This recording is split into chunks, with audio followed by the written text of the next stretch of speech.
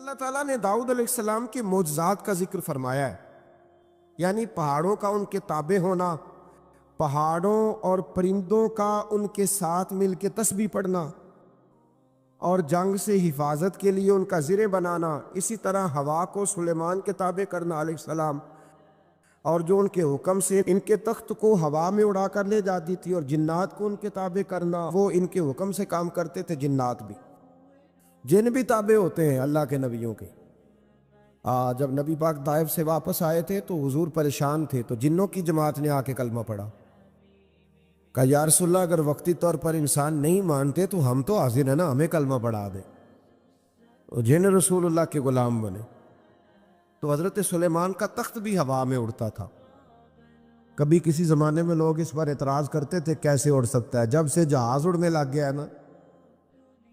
اب سائنسدانوں نے اس پہ اعتراض کرنا چھوڑ دیا ہے، باقی بھی ساری چیزوں پہ چھوڑ جائیں گے آہستہ آہستہ۔ انسان سے مجبوری میں کوئی کام ہو جائے تو وہ تو معاف ہوتا ہے، لیکن وہ کہے کہ میں بھول گیا تھا، میرا دھیان نہیں رہا تھا، مجھے یاد نہیں رہا تھا، تو یہ غفلت ہے۔ تو غافل اب جب آپ ہو جاتے ہیں تو پھر غفلت انسان کو روز بروز زیادہ غافل کرتی جاتی ہے۔ مال کماتے کماتے مقصد مال نہیں بنانا، دولت حاصل کرتے کرتے محبت دولت کی نہیں دل میں پیدا کرنی، بال بچے، گھر بار، مکان، اس کے پیچھے بھاگتے بھاگتے ایسا نہ ہو کہ پلٹ کر دیکھیں تو ہمارا بہت سا روحانی، فکری اور ذہنی نقصان ہو چکا ہو۔ بہت سارے لوگ ہم میں سے ایسے ہیں جو الحمدللہ مقصود نہیں دولت کو بناتے، جن کا مقصود رزق حلال ضرور ہے لیکن وہ اس کو اپنے ذہن پہ سوار نہیں کرتے، صرف دولت کی ہو کے زندہ نہیں ہے، وہ اللہ کے بندے بن کے زندہ ہے، رسول اللہ صلی اللہ علیہ وسلم کے غلام بن کے فخر محسوس کرتے۔ دولت کی طرف جتنی زیادہ ہماری توجہ ہو گئی ہے اور مال کی جانب جتنا زیادہ ہمارا ذہن ہو گیا،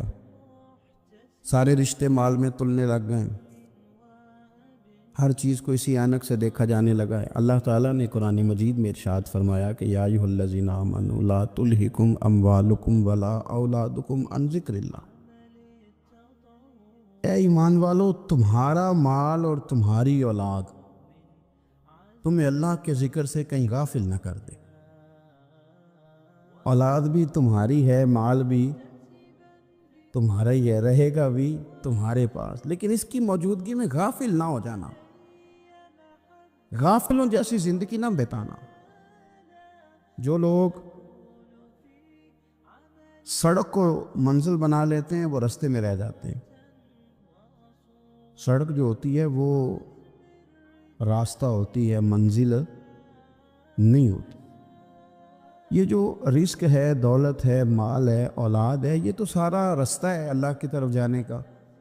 کہ تھوڑا سا رزق حلال کمائیں، کمر سیدھی ہو جائے، اور پھر ہم اپنے رب کریم کی عبادت کریں۔ ہم